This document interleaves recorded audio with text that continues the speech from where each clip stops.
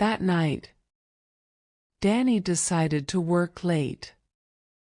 As a young medical researcher, he had a high curiosity about rare medical cases.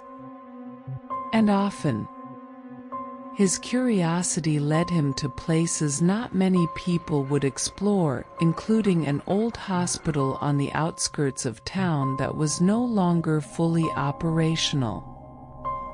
The hospital, known as St. Augustine's, had been a silent witness to various horrifying incidents over the past decades.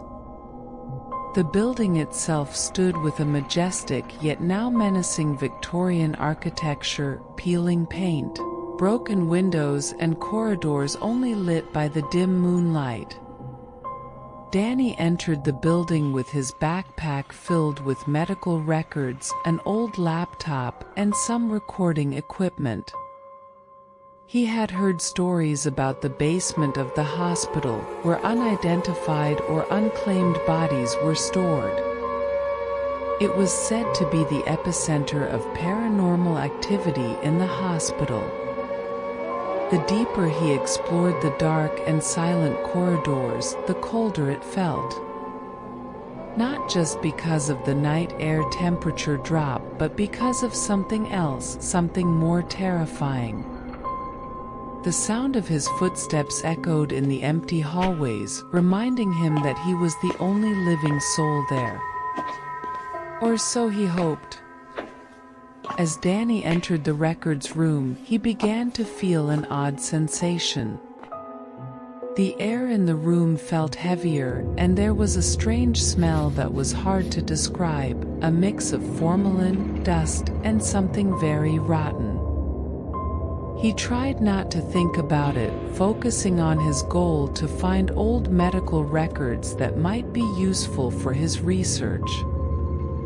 However, as he started collecting data and records, strange noises began to fill the silence. Footsteps, doors creaking slowly, and most terrifyingly, whispers that were almost inaudible. His bravery started to fade when he heard crying and moaning from the end of the corridor. The sound was so real, so heart-wrenching, as if someone was suffering in one of the rooms.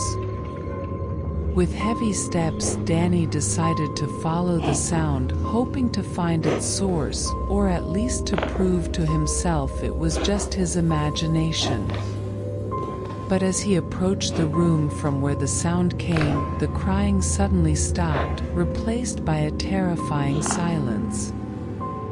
Danny slowly opened the door, only to find the room empty, nothing inside but some old chairs and a dusty table. Feeling disappointed and a bit scared, Danny decided to return to the records room. However, as he turned around, he saw a black shadow flit across the end of the corridor. His heart raced, adrenaline surged. He knew he was not alone in the hospital anymore. With a mix of fear and curiosity, Danny followed the shadow, which seemed to lead him toward the basement. Upon reaching the door that led downstairs, he took a deep breath, gathering all his courage before finally opening the door and descending the creaky stairs. When he reached the bottom, what he saw made his blood run cold. The room was filled with metal racks holding bodies stored in body bags, some of which were open, revealing decaying corpses. The rotten smell was now overwhelming, almost unbearable. Danny tried not to vomit while looking for the source of the sound that had led him here.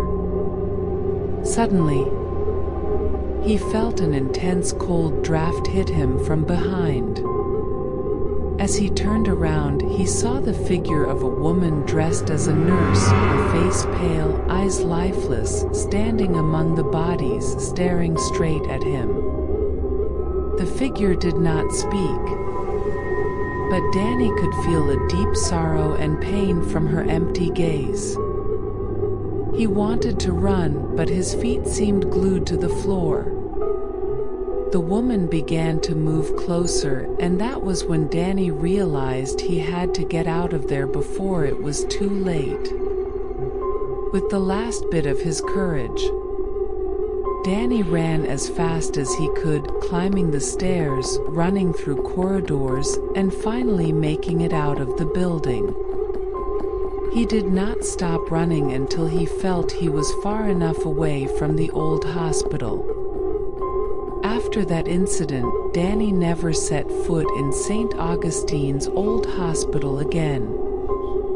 He continued his research, but now he was more cautious about choosing his research locations.